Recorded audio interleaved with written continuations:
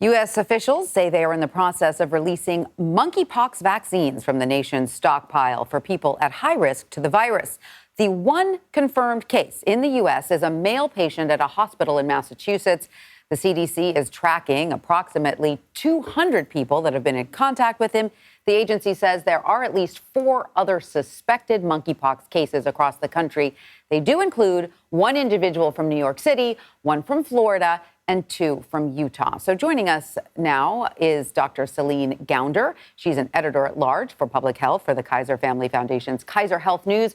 She's also an infectious disease specialist and epidemiologist at both New York University School of Medicine and the Bellevue Hospital. Dr. Gounder, thank you so much for being with us. You're the perfect person to talk about this. You know, when we hear those numbers, to me, they don't sound particularly alarming, right? The one case in Massachusetts, the other 4 possible cases. But am I missing something here? Is this something that's incredibly infectious that in a month we could be seeing in multiples? Monkeypox is nothing like COVID. What's unusual here is that we haven't really seen this level of transmission outside of West Africa and Central Africa before, seeing this level of transmission in Europe and the U.S.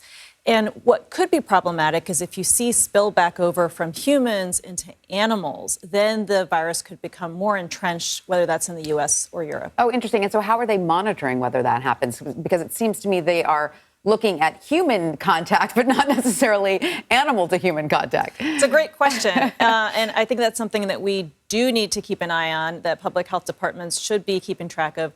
The typical animal host would be rodents, so like rats, mice. It also infects primates and humans. And would you, just from a practical perspective, could a human get monkeypox if a mouse bites them or if a mouse is in their home and infects their food? Like, how close does that contact have to be to a rodent?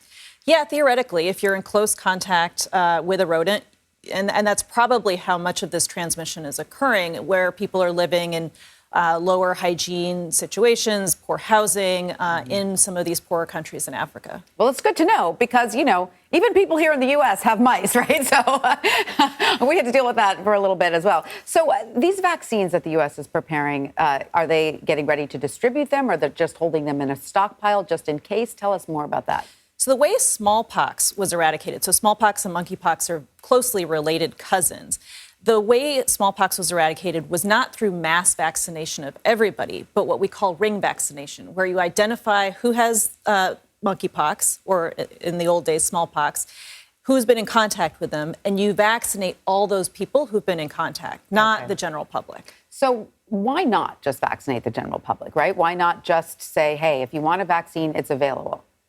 Well, that's a huge undertaking. And so logistically, in terms of the cost of the vaccinations, I think also we've seen a lot of hesitancy about vaccines just with the COVID vaccines over the course of the pandemic. And so that's not a light decision to take, especially if it's not necessary. Right. Now, a CDC official did say on Monday that many of the people affected globally are men who identify as gay or bisexual, and that they think that some of the transmission occurred in sexual situations. So is this accurate? Is this something that, you know, would let people know that if they are going to engage in sort of sexual situations with people they don't know that well, which people sometimes do, they should take extra precautions? So I think it's bad luck, frankly, that we're seeing this spread among men who have sex with men. You have to think about these as large social networks, especially men who are maybe attending raves and bathhouses, gay saunas. And so sexual activity is a form of close contact. It's not that this is a virus that is specifically spread through sexual contact, but you're going to have close contact if you're having sexual activity or dancing at a rave in very close contact together. So it's tissue rubbing against tissue, correct? So if you hug someone with monkeypox, can you get infected? I think that's pretty unlikely. We're talking about very close skin-to-skin contact with somebody who has some of these sores on their skin. Okay. Perhaps respiratory droplets, again, if you're in very close contact, kissing somebody.